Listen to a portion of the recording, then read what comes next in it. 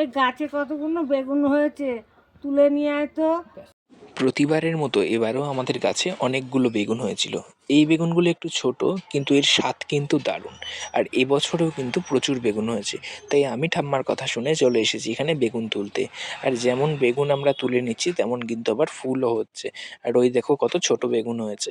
তো এদিকে আমার বেগুন তোলা হয়ে গেছে, আজকে বেশ বড় বড় বেগুনগুলো তুলে নিয়েছি, বাকিগুলো গাছেতেই আছে। তো তোমরা দেখতে থাকো। আজকে বেগুনের ভর্তা রান্না করছি। তারপর এখানে বেগুন কাটা শুরু হয়ে গেছে। প্রথমেই বেগুনগুলোর মাঝখান থেকে ফালি করে এরকম কোনাকুনি করে ছোট ছোট করে টুকরো করে নিতে হবে। যেহেতু বেগুনের ভর্তা হবে, তাই বেগুনগুলো কিন্তু ছোট ছোট করে টুকরো করে কাটতে হবে। আর এখানে দেখো কড়াইশুঁটি ছাড়িয়ে নেওয়া হয়েছে, সাথে রসুন কুচি, কাঁচা লঙ্কা কুচি, আর বেগুনগুলো আর পেঁয়াজ কুচি করে নেওয়া হয়েছে। তারপর বেগুনগুলো আমি খুব ভালোভাবে জলের মধ্যে ধুয়ে নিচ্ছি। এরপর কড়াই বসিয়ে দেওয়া হয়েছে, আর একটা সেদ্ধ ডিমকে নুন হলুদ মাখিয়ে রাখা হয়েছে, এটাই প্রথমে ভাজা হবে। তো গরম তেলে প্রথমে সেই ডিমটাকে ভেজে নেওয়া হচ্ছে। ডিম ভাজা হয়ে গেলে এটাকে বেশ লাল লাল করে ভাজতে হবে। তো এই দেখো এই ডিমটা ভাজা হয়ে গেছে। তারপর সেই কড়াইয়ের মধ্যে ওই যেগুলো কুচো করে রেখেছিল সেইগুলো দিয়ে দিয়েছে, কড়াইশুঁটি, পেঁয়াজ, রসুন আর কাঁচা লঙ্কা। আর এরপর এটা বেশ ভাজা ভাজা হয়ে গেলে এর মধ্যে কিন্তু চলে যাবে বেগুনগুলো। তো এগুলোকে বেশ কিছুক্ষণ লাল লালভাবে ভাজতে হবে। তো এরপর এর মধ্যে বেগুনগুলো দিয়ে দেওয়া হচ্ছে, কারণ এবার বেগুনগুলো এর সাথে ভেজে নিতে হবে। তো সব বেগুনগুলো এর মধ্যে দিয়ে দেওয়া হলো।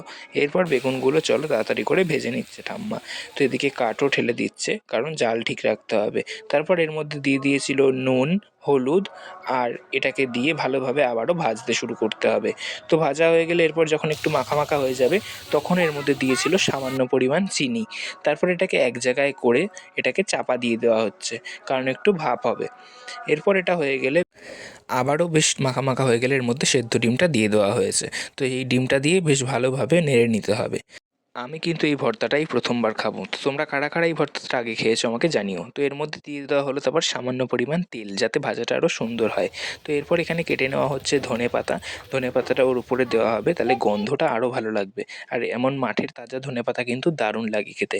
তো এর উপর দিয়ে দেওয়া হয়েছে, যাতে গন্ধটা বা সেন্টটা আরও দারুণ বেরোয়। তারপর এটা দিয়ে খুব ভালোভাবে নেড়ে নিতে হবে, আর ডিমগুলোকে একটু ছোটো ছোটো করে টুকরো করে নিতে হবে, যাতে গোটা তরকারিতে খুব ভালোভাবে মিশে যায়।